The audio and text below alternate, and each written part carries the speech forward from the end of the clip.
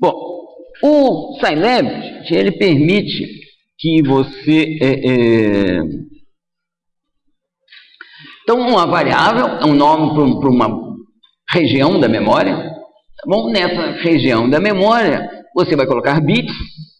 Bom, e esses bits podem ter a interpretação que for conveniente. Tá bom? Então, nós vimos já que todas as variáveis que a gente viu até agora são numéricas e são guardadas com ponto flutuante de 64 bits, mas você pode ter outros valores. Por exemplo, você pode ter expressões que têm um tipo lógico. Um tipo lógico quer dizer uma variável booleana. Tá bom? Pode poder ser false ou true. Bom, então, assim como a gente tem o literal 4 para numérico, você tem o literal que a gente escreve desse jeito aqui, ó, %t, entendeu? Isso aqui é o literal true. Você pode pôr um literal, ou você pode pôr uma expressão relacional. Assim. Você faz assim, Q igual a 5 maior que 2. 5 é maior que 2? Então, o valor que você colocou em Q foi true. Você tem os operadores OR, AND e NOT, que são denotados por isso aqui. Isso aqui é aquela barrinha vertical, aqui o I comercial, e o NOT é um til. Os operadores relacionais, gente, são... Para que serve o operador relacional? Para você gerar um valor lógico a partir de expressões com valor aritmético, um valor numérico. Então, isso aqui ó, é maior, maior ou igual, menor, menor ou igual. O símbolo com 1 igual só, gente, ele é reservado para o comando de atribuição. Portanto, se você quiser saber se x igual a y, que é uma expressão lógica com essa, que deve ser true se x for igual a y, você tem que escrever x igual a y. Diferente, tem duas formas de ser escrito, tá bom? Menor, maior, ou então, como o til é not, tá bom? É não igual. Eu posso ter também cadeias de caracteres como valor para uma variável. Vou pegar aqui uma variável x, tá bom? Igual a João da Silva. Tá bom? Isso aqui, vocês reparem que para eu colocar um literal string, eu tenho que usar aspas, tá? Para começar e para terminar. Essas aspas poderiam ser aspas simples também, tá bom? Y igual a...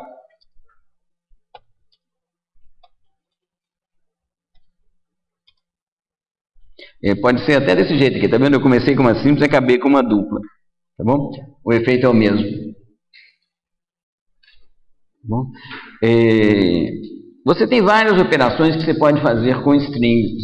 A mais importante delas é a concatenação. Concatenar é uma palavra que eu só vejo empregada na computação e, aliás, não consigo entender a necessidade dela, porque quer dizer justapor. Se você fizer aqui, ó, e é denotada pelo símbolo mais no Scilab, tá? Se você fizer aqui x mais y, você obtém um string que é João da Silva com Maria colado nele. Existe um monte de funções, se for lá no help vocês vão ver também, relacionadas com strings. Você pega um string e passa ele todo para maiúscula, pega um string e passa ele todo para minúscula. Você quer saber quais são os 2 primeiros caracteres de um string, quer saber qual que é o número de caracteres de um string, e por aí vai. Tem ainda um detalhezinho aqui, mas que de vez em quando resolve. Entendeu? Se eu fizer aqui, ó, nome igual a input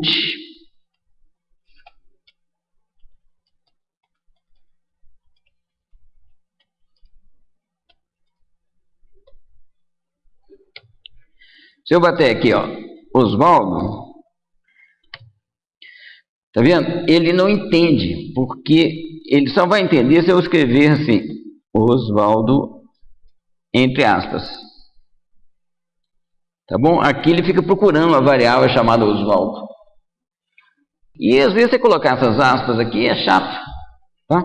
Tem uma outra forma que é o seguinte, nome igual a input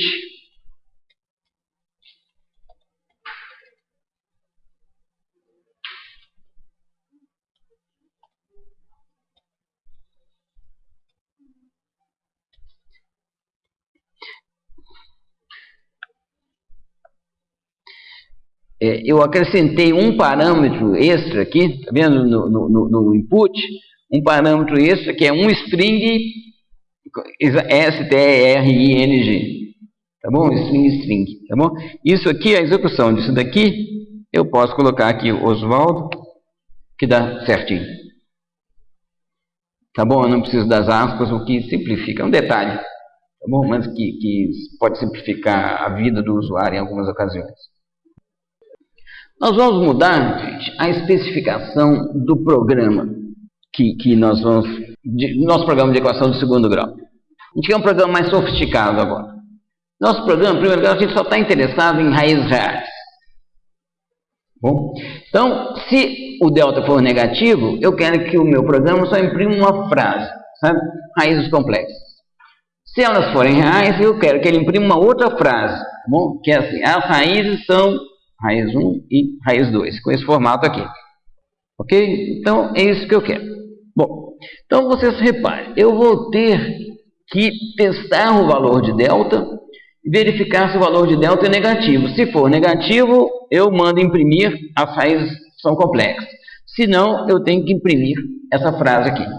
Para isso, gente, isso equivale aos nossos desvios condicionais. O comando para isso é o if then else. É o comando if. If, condição, que é uma expressão lógica, then, aqui tem um tanto de comandos, certo? Else, quer dizer, se não, certo? Aqui um outro tanto de comandos, certo? Ou seja, se essa condição for verdadeira, esses comandos aqui nesse bloco serão executados.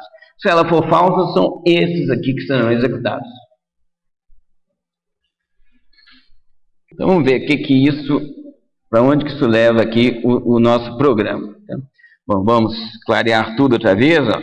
Clear, CLC, para a gente ficar um pouco limpo aqui. Vamos aqui ao nosso programa. Bom, muito bem. O que eu quero fazer agora aqui, gente? Eu quero ter um comportamento para o caso do delta positivo, outro comportamento para o caso do delta negativo. Então, eu vou fazer o seguinte. If delta menor do que zero, tá bom? Gente, uma expressão com valor lógico, tá? Then, eu vou usar um comando aqui de saída, gente, que nós vamos ver daqui a pouco, que você tem um controle melhor sobre a saída. Tá? Printf,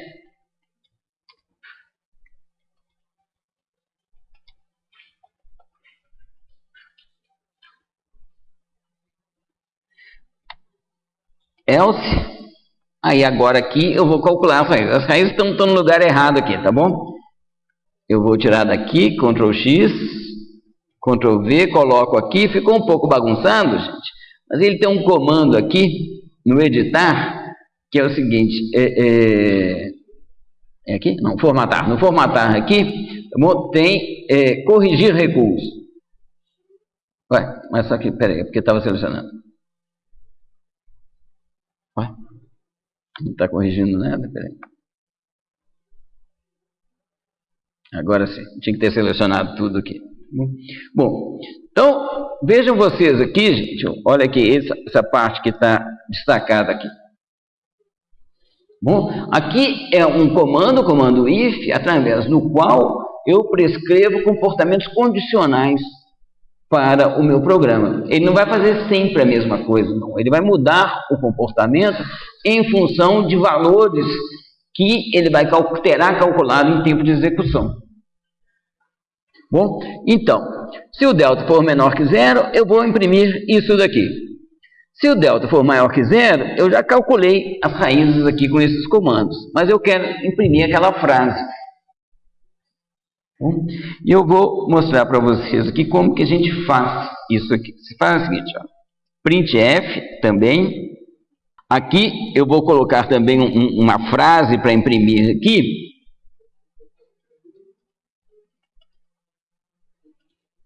As raízes são... Aqui eu quero colocar o valor de R1. Mas R1 será calculado em tempo de execução. Então o que eu vou fazer aqui? Eu vou fazer o seguinte. Eu vou colocar aqui um código especial.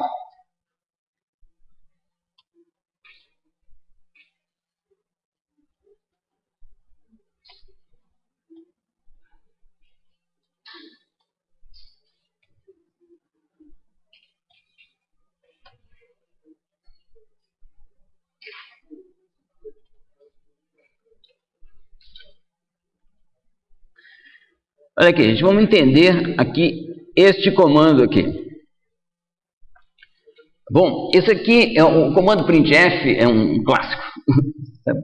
É o seguinte, você quer falar uma frase, entendeu? Essa frase contém coisas que você terá calculado durante o seu programa. Então você não sabe exatamente como que é a frase, entendeu? Tem partes nela lá que são variáveis. Então aqui, ó, esse código aqui, ó, é chamado de um código de formato. Ele é um espaço reservado para o valor de R1 e ele ainda diz qual é o formato em que isso vai aparecer, que o R1 vai aparecer. No caso aqui, está dizendo que ele vai ocupar 3 colunas e vai utilizar 7 colunas e vai ter 3 casas decimais. Aqui ele está ocupando também 7 colunas, mas vai ter 5 casas decimais. Eu pus um diferente do outro aqui só para mostrar de uma vez 2 possibilidades. Vamos ver esse comando aqui. Eu vou salvar aqui então e vou executar sem eco.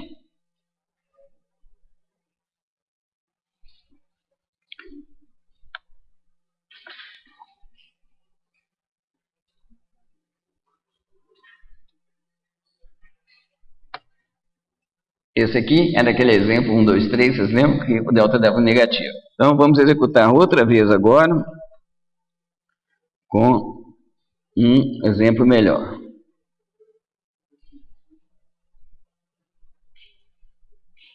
Para a gente testar a outra parte aqui.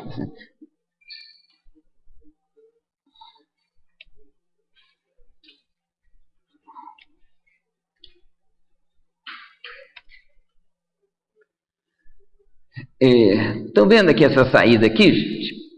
Eu queria que vocês reparassem numa coisa aqui. Isso aqui, ó, é uma fonte proporcional, sabe? Porque cada letra ocupa exatamente o mesmo espaço. Numa fonte não proporcional, são as mais bonitinhas, certo? Um I ocupa um espaço pequenininho e um M ocupa um espaço grande. Sabe? Aqui não, cada lugar é uma coluna certinha, cada caractere, nesse tipo de fonte aqui, que é bem primário. Bom, então, aquele comando aqui, ó,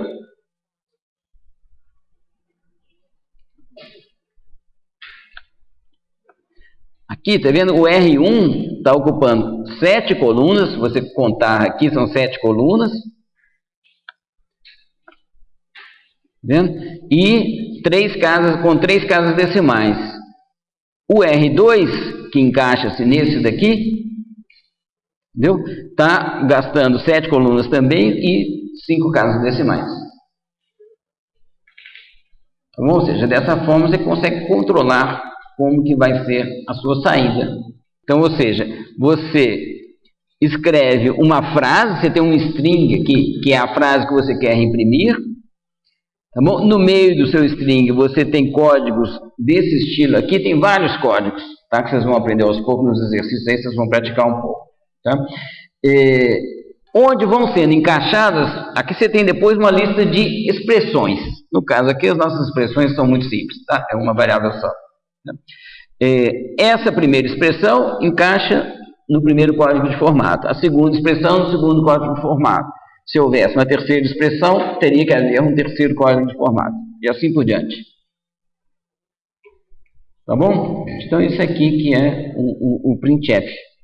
É o seguinte, é o conflito homens-computadores, tá? Humanos-computadores. Tá? Um número, para o Scilab fazer conta rapidinho, ele é armazenado como ponto flutuante de 64 bits. Já tem hardware que faz conta para isso daí. Entendeu? Por isso que ele é adotado.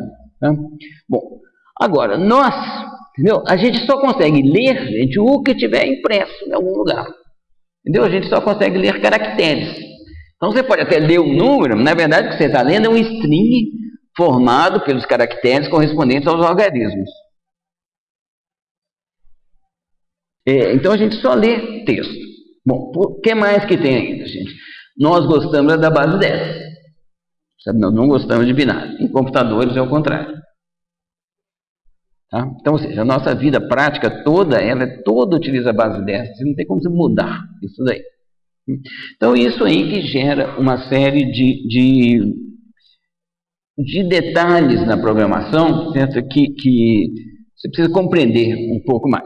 Então, se você tem um número, se você quer mostrar aquele número, você tem que transformá-lo em uma string. Acho que eu vou aproveitar para mostrar uma coisa aqui que eu tinha esquecido de mostrar, que é importante. O Scilab tem já alguns valores armazenados, de constantes importantes. Por exemplo, se fizer assim, A igual a percento π, tá bom? A recebe esse valor, aproximadamente esse valor aqui, tá bom, gente? Que isso aqui é um string que foi gerado a partir da constante π. A constante π não é o verdadeiro π, porque o verdadeiro π exige um número infinito de algarismos para sua representação, tá bom? Mas é a melhor representação de π em ponto flutuante de 64 bits. Tá bom? E aqui, o que o Scilab fez para a gente foi pegar essa representação de 64 bits e transformar nesse string aqui que a gente consegue ler. Então, é isso aqui, tá bom, gente? A exibição de um número, ela exige sua conversão para um string, bom? Cujo valor é interpretado como número decimal é próximo do valor codificado como ponto flutuante.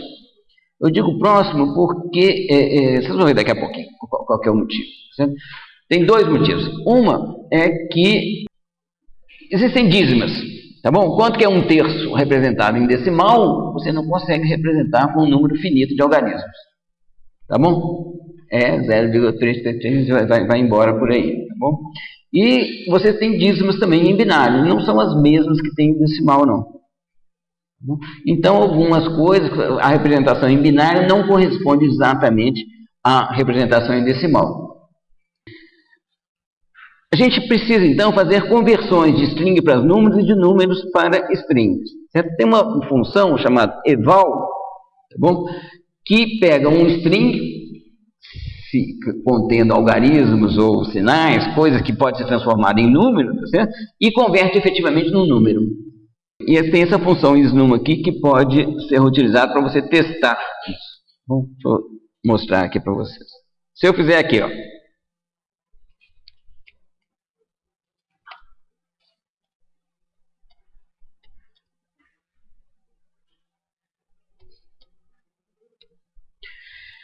Eu estou colocando aqui em A o string 1, 2, 3, 4. String, tá bom? Se eu fizer aqui B igual a mais 1, estou somando um número ou um string, essa operação não tem sentido. Bom, se eu fizer B igual a mais Maria, aí sim funciona. Agora vamos mudar aqui. Vou fazer agora aqui x igual a 1, 2, 3, 4 sem aspas, tá bom? Então agora x aqui tem o número 1, 2, 3, 4. Se eu fizer assim, x igual a, dá falso. Porque a é um string, parecido com isso daqui, mas o que? Agora se eu fizer x igual a eval de a, isso aqui dá true. Eval pega um string e o transforma em seu valor numérico. Bom, então assim, eval de 3.14, isso aqui dá o valor 3.14. Você pegar eval de a 3.14, o que acontece, gente? Esse string aqui não é um string numérico, entendeu? Então, ele dá um erro. Ok?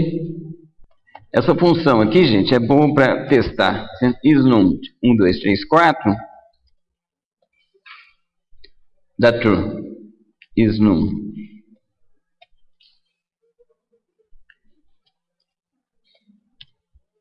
dá falso. Tá vendo? Então, se você pedir um string para o usuário, você pode testar se ele colocou um string que é convertível para número ou não. Então, o que acontece, gente? O printf, gente, o que a gente fez, pera lá, tem mais uma coisa aqui, tá bom? Um número, um ponto flutuante de 64 bits, ele usa 52 bits no significante, na mantissa. Isso são 15 algarismos decimais, tá bom? O que é um exagero para uma boa parte das aplicações. Então, fica muito desconfortável você ficar só vendo número com 15 decimais. Tá? E por isso que precisa do printf. O printf te permite mostrar um número com um controle sobre quantas casas decimais você quer que apareça. Mesmo se internamente ele está representado com 15 casas decimais, no resultado do seu programa, ele aparece só com 2 casas decimais, que são o suficiente para o seu trabalho. Muito bem, gente. Então, é isso aí o que nós veremos hoje aqui. Bom, quais são os objetivos dessa aula de hoje, do módulo de hoje?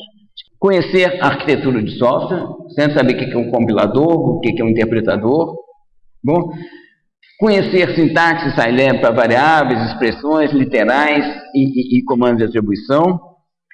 Saber utilizar o help, certo? Procurar por funções numéricas e conseguir expressar uma fórmula matemática em Scilab.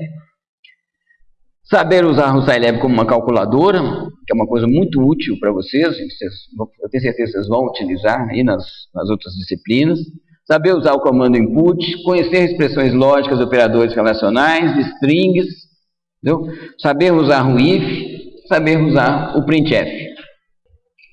Gente, fazer um programa para calcular as equações, as raízes de uma equação de segundo grau, naquela nossa linguagem de máquina, é uma tarefa insana.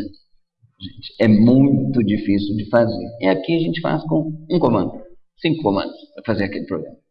Tá bom? Faz um programa, vai enriquecendo, você vai fazendo o programa ficar mais flexível, muda o formato de saída, põe uma frase para explicar melhor. Tá bom? Você tem uma flexibilidade e uma segurança de programação incomparavelmente maior quando você usa uma linguagem de alto nível.